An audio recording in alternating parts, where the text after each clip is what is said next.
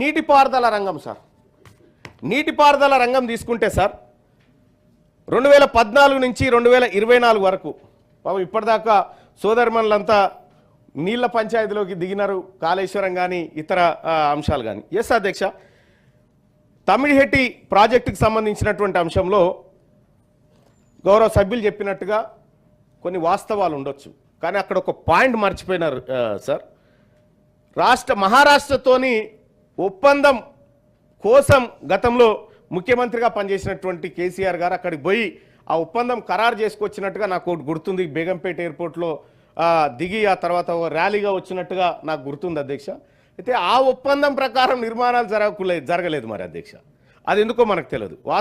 వాస్తవంగా సభ్యులు చెప్పినట్టుగా ఒక లిఫ్ట్ అవసరం సార్. గ్రావిటీ ద్వారా తీసుకొచ్చేటువంటి వాటర్కి లిఫ్ట్ ఖచ్చితంగా అవసరం సార్. నీకు తమ్మిడిహెట్టి దగ్గర కట్టడం వల్ల 2 లక్షల ఎకరాల ఆయకట్టు, అదనపు ఆయకట్టు ఆదిలాబాద్లో వస్తుంది. ఆ తర్వాత కేవలం 21 మీటర్లు ఎత్తిపోస్తే ఎల్లంపల్లిలో పడేటువంటి ఒక విధానం ఉండే సార్. అది ఒకటే లిఫ్ట్ అధ్యక్ష, అది వాస్తవం, వాళ్ళు చెప్పింది కూడా అదే, ఒకటే లిఫ్ట్. కాకపోతే అక్కడ మధ్యలో అనుమతులు, సింగరేణి అనుమతులు అనేటువంటి ఒక హార్డిల్ చెప్తా ఉన్నారు. సరే, అది ఏం జరిగిందో తెలియదు, కానీ మొత్తానికైతే తమ్మిడిహెట్టికి అప్పుడు అనుమతులు రాలేదు, ఇప్పుడు కడతామని రాష్ట్ర ప్రభుత్వం టెన్షన్గా చెప్తా ఉంది అధ్యక్ష. మరి ఈ అనుమతుల సంగత లేకపోతే ఇంకొకట ఆలోచన చేయండి అధ్యక్ష. ఒకటి గమ్మత్ అర్థం చేసుకోవాలి, 152 మీటర్లకు సంబంధించినటువంటి చర్చ జరుగుతూ ఉంది అధ్యక్ష. 152 మీటర్ల ఎత్తులో మనం ప్రాజెక్టు కట్టడం వల్ల ముంపు పెరిగిపోతుంది, గడ్చిరోలి కానీ ఇంకొక చోట్ల ముంపు పెరిగిపోతుంది అనేటువంటి ఒక మాట వచ్చింది అధ్యక్ష. నీకు నిజంగా స్టోరేజ్ అంతే ఉండాలంటే మీదికి ఎందుకు అధ్యక్ష? భూమి లోపల 2 మీటర్లు దొరికితే కదా సేమ్ స్టోరేజ్ కదా. అంటే నీవు స్టోరేజ్ విషయానికి వచ్చినప్పుడు ఆ విధంగా చేయొచ్చు అధ్యక్ష. కానీ అందులో రకరకాల అంశాలు వచ్చినాయి. ఆ పవర్ పాయింట్ ప్రజెంటేషన్ రాసింది కూడా అందులో భాగస్వామి నేను కాబట్టి నాకు కొంత అవగాహన ఉండి ఆ మాట చెప్తా ఉన్నా అధ్యక్ష. ఇక అధ్యక్ష, ఈ తెలంగాణ రాష్ట్రంలో 2014 నుంచి 2024 మధ్యలో 3 ప్రధానమైనటువంటి ప్రాజెక్టులు చేపట్టారు అధ్యక్ష. ఒకటి కాళేశ్వరం, రెండోది పాలమూరు రంగారెడ్డి, మూడోది సీతారామ ప్రాజెక్టు, ఇవి చేపట్టారు అధ్యక్ష. ఇవి ఏమో ప్రారంభం ఎట్లయితే అంటే 4 పైసలు పెడితే అయిపోతాయి అనేటువంటి ప్రారంభం అయితే సార్, ఇక అయిపోయే వర్కాల పెద్ద పెద్ద ఏనుగులు 38,500 కోట్లతో అనుకున్నటువంటి కాళేశ్వరం ప్రాజెక్టు సార్, అది 1,15,000 కోట్లకు చేరుకుంది సార్. అలాగే పాలమూరు రంగారెడ్డి సార్ 35,000 కోట్లతో అవుతుందంటే 50,000 కోట్లకు చేరింది. సీతారామ ప్రాజెక్టు 7,200 కోట్లు అనుకుంటే 13,000 కోట్లతో మొన్న అనుకున్నారు, మళ్ళీ ఇప్పుడు 19,000 కోట్లు అంట సార్. ఒక ప్రాజెక్టుల విషయంలో అంచనాలు ఎంత ఈజీగా పెరుగుకుంటూ పోతా ఉన్నాయి. ఈ ప్రాజెక్టుల అంచనాలు పెంచాలని చెప్పి ఎక్కడొక రైతు డిమాండ్ చేయలేదు సార్. మాకు ఇల్లు కావాలని చెప్పారు, మాకు భూములు కావాలని చెప్పారు, కానీ ఎక్కడ కూడా ప్రజల నుంచి ఎలాంటి డిమాండ్ రాకముందుకే ప్రాజెక్టుల అంచనాలు పెరుగుతూ ఉన్నాయంటే దీనికి అర్థాలు నాకంటే ఎక్కువ తమరికి తెలుస్తారు మీ రాజకీయ అనుభవం అంతా సార్.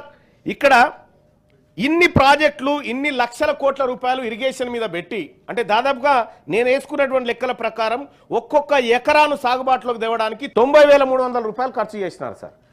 కేవలం 33.94 లక్షల ఎకరాలు ఇదివరకు ఉంటే అదనంగా వీళ్ళు తీసుకొచ్చింది 39 లక్షల ఎకరాలు తీసుకొచ్చారు సార్ ఇప్పటి వరకు. ఈ 39 లక్షల ఎకరాలను పారించడం కోసం దాదాపు లక్షల కోట్ల రూపాయలు వెచ్చించారు సార్. ఈ ఒక్క రంగం మీద పెట్టిన తర్వాత ఈ రంగం మీద ఇంత పెట్టుబడి పెడుతున్నాం కదా, మరి రాష్ట్రంలో 3 రంగాలు ఉంటాయి సార్. మొదటి రంగం, ద్వితీయ రంగం, తృతీయ రంగం అని 3 ఉంటాయి కదా సార్. ఈ 3 రంగాల్లో ఈ వ్యవసాయ రంగం వాటా ఏం సూచిస్తూ ఉంది సార్? ప్రాథమిక రంగం వ్యవసాయ రంగం సార్. ఇక్కడ మన రాష్ట్రంలో 17.3% జిఎస్విఏలో శాతంగా ఈ వ్యవసాయ రంగం ఉంది సార్, ప్రాథమిక రంగం. ద్వితీయ రంగం వచ్చేసి 16.4% ఉంది సార్. ఇక తృతీయ రంగం సేవల రంగం, ఐటీ ఈ వ్యవహారం సార్, అది 66% ఉంది సార్. గడిచిన 10 సంవత్సరాలలో వ్యవసాయ రంగం వాటా తగ్గిపోతూ ఉంది, పారిశ్రామిక రంగం వాటా తగ్గిపోతూ ఉంది, సేవల రంగం 1.5 పెరిగింది అధ్యక్ష. ఈ సేవల రంగం కూడా ఇలాగే ఉంటుందని చెప్పడానికి లేదు అధ్యక్ష. ఇప్పుడు ఆర్టిఫిషియల్ ఇంటెలిజెన్స్ వచ్చిన తర్వాత అనేక ఉద్యోగాలు పోతున్నటువంటి సందర్భంలో ఇది ఫ్లక్చువేట్ కావచ్చు, కుప్ప కూడా కూలొచ్చు. అంటే తెలంగాణ రాష్ట్రము ఏ రంగం మీద ఈ ఆర్థికం ఆధారపడి ఉందంటే సేవల రంగం మీద మెజారిటీగా ఆధారపడి ఉంది సార్. ఇది ఈ ఆర్థిక వ్యవస్థకు ప్రమాదకరమైనటువంటి గంటిక సార్. సార్ ఇక్కడ అందులో కూడా ప్రాథమిక రంగం 17.3% వృద్ధి ఉంటే వ్యవసాయం పశుసంవర్ధకం 81.7% ఉంది సార్.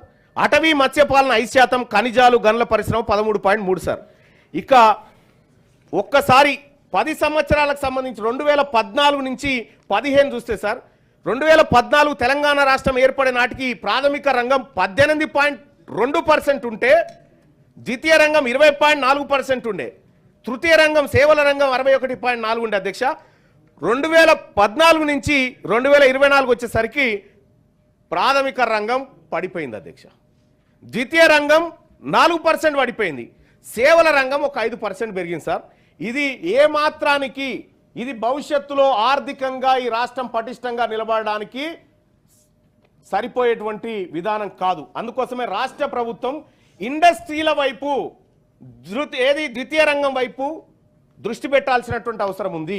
ఇతర రాష్ట్రాలతో పోల్చినప్పుడు మనం ఎట్లా ఉన్నాం అనేది ఒక్కసారి చూస్తే అధ్యక్ష, తెలంగాణ రాష్ట్రం కంక్లూడ్ చేయండి. చేస్తాను సార్. 24 మంది ఉన్నారు మొత్తం. అవును సార్, 24 మంది ఉన్నారు సార్. మనం తక్కువ ఉన్నాం సార్ ఇలా సార్.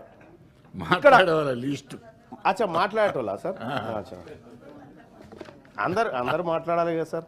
మీరు ఉన్నారు కాబట్టి మాట్లాడగలుగుతున్నాం సార్, లేకపోతే ఎట్లా సాధ్యమవుతుంది సార్? ఇది ఇక్కడ ఈ 2 రంగాలను మనం నిర్లక్ష్యం చేసినట్టయితే ఈ తెలంగాణ భవిష్యత్తులో అనేకమైనటువంటి ఇబ్బందులు ఎదుర్కొంటుంది సార్. ఇక సార్ నేను త్వరగానే కంక్లూడ్ చేస్తాను సార్, ఎందుకంటే మిగతా వాళ్ళు కూడా మాట్లాడేది ఉంది. ఇదొక్కటి రాష్ట్ర ప్రభుత్వం దగ్గర తీసుకున్నటువంటి లెక్క సార్. దీన్ని తెలంగాణ రాష్ట్ర ప్రభుత్వం ఇది యాక్చువల్గా సంక్షేమ హాస్టళ్ల టైంలో మాట్లాడాల్సిందే, ఇప్పుడు మాట్లాడుతున్నా సార్. 2023-24లో కొత్త హాస్టల్ 4 గడతాను పెట్టుకుంది సార్ గత ప్రభుత్వం. మొన్న మన ప్రభుత్వం వచ్చి 4 హాస్టల్ గడతాను పెట్టుకుంటే ఒక్కటి కూడా కట్టలేదు సార్ ఇప్పటిదాకా.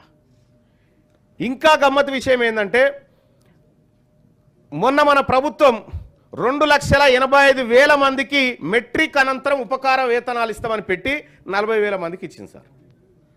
అలాగే 2023-24లో 2,85,000 మందికి ఇస్తామని 1,00,000 మందికి ఇచ్చారు సార్. ఇప్పటికంటే గతం వాళ్ళు 60,000 ఎక్కిచ్చారు సార్. ఇక్కడ ఇప్పుడు మళ్ళీ 2,25,000 మందికి ఇస్తామని టార్గెట్ పెట్టుకోరు సార్. కనీసం అదన్నా రీచ్ కావాలని రిక్వెస్ట్ చేస్తా ఉన్నా సార్.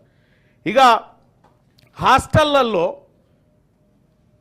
94,800 మందిని హాస్టళ్లలో పెడతామని చెప్పి నింపాలని చెప్పి రాష్ట్ర ప్రభుత్వం లక్ష్యం పెట్టుకుంటే 2023-24లో 19,000 మందిని రీచ్ కాలేదు సార్. సేమ్ 2024-25లో కూడా అదే పరిస్థితి సార్. ఈసారి రాష్ట్ర ప్రభుత్వం ఏం పెట్టిందంటే భయంకరంగా, ఈసారి మేము తెలంగాణ హాస్టళ్లలో గతంలో 94,000 మంది టార్గెట్ పెట్టుకుంటే ఇప్పుడు 82,000 మందిని పెట్టుకుంటే దాదాపుగా 12,000 మందిని హాస్టల్కి దూరం చేసేటువంటి కార్యక్రమం దిగ్విజయంగా టార్గెట్గా పెట్టుకుంది ఈ రాష్ట్ర ప్రభుత్వం. ఇంకా అధ్యక్ష చాలా ఈ రాష్ట్ర ప్రభుత్వం చేసినటువంటి కొన్ని కార్యక్రమాల ద్వారా అనేకమైనటువంటి ఇబ్బందులు ఎదుర్కొంటా ఉంది అధ్యక్ష. నేను కంక్లూడ్ చేయదలుచుకున్నా అధ్యక్ష.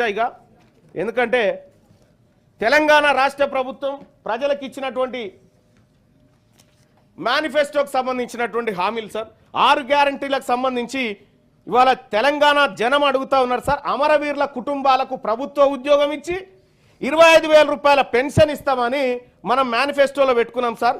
ఇప్పటి వరకు వాళ్ళని కనీసం ఆ టాపికే లేదు సార్. మహిళలకు 2,500 రూపాయలు ప్రతి నెల ఇస్తామని చెప్పి ఫైనాన్షియల్ అసిస్టెన్స్ చేస్తామని చెప్పి మనమే చెప్పినాం, అది ఇప్పటి వరకు లేదు.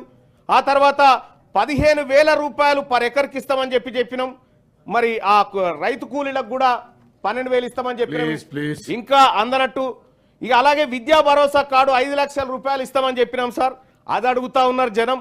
తెలంగాణ ఇంటర్నేషనల్ స్కూల్ ప్రతి మండలంలో పెడదాం అనుకున్నాం సార్, అక్కడోటి అక్కడోటి పెట్టినాం సార్, అంతకంటే ప్లీజ్ కంక్లూడ్ చేయండి. సార్ కంక్లూడ్ చేస్తున్నాను సార్. ఇట్లా తెలంగాణ రాష్ట్ర ప్రభుత్వం అనేకమైనటువంటి ఆశలు ప్రజలకు కల్పించి బడ్జెట్లో మాత్రం ఎలాంటి కేటాయింపులు లేవు. ఈ కేటాయింపులు లేకపోతే ప్రజలకు మనం పరోక్షంగా ఏం చెప్తా ఉన్నాం, మా వల్ల కాదు, మేము ఇయ్యలేము, మేము అబద్ధం చెప్పినామని రాష్ట్ర ప్రభుత్వం ప్రజలకు చెప్పదలుచుకుందా అనేది నేను తమరి ద్వారా ప్రభుత్వాన్ని రిక్వెస్ట్ చేస్తా ఉన్నాను సార్. అలాగే ఈ బడ్జెట్ విషయంలో సార్, ఈ బడ్జెట్ విషయంలో సంపూర్ణంగా మేము మద్దతు ఇవ్వాలనేటువంటి ఆలోచన ఉండే సార్. కానీ ఈ లెక్కలు మా బీసీలకు పెట్టినటువంటి లెక్కలు సార్, 9,200 కోట్లు మా బీసీలకు పోయినసారి పెడితే 5,200 కోట్లు కూడా ఖర్చు పెట్టలేదు సార్. ఇప్పుడు 11,000 కోట్లు పెడితే రేపు 400 కోట్లు చేస్తారో దాన్ని ఏం చేస్తారో అర్థమైతలేదు సార్. సరే సరే, ధన్యవాదాలు సార్. ఓకే. ఈ బిల్లుకు ఏదైతే ఈ బడ్జెట్ ఉందో ఈ బడ్జెట్ కు మేము నిరసనతో మద్దతు తెలియజేస్తా ఉన్నాం సార్. మంచి లేటెస్ట్ న్యూస్ తెలుగు మరియు ఇంగ్లీష్ అప్డేట్స్ కోసం ఇప్పుడే క్యూ న్యూస్ అఫీషియల్ యాప్ ని ప్లే స్టోర్ నుండి డౌన్లోడ్ చేసుకోండి. సరికొత్త సమాచారాల కోసం క్యూ న్యూస్ వెబ్సైట్ ని ఫాలో అవ్వండి. ఛానల్లో ప్రాంతీయ, జాతీయ, అంతర్జాతీయ వార్తలు వీక్షించండి. లైక్ చేయండి.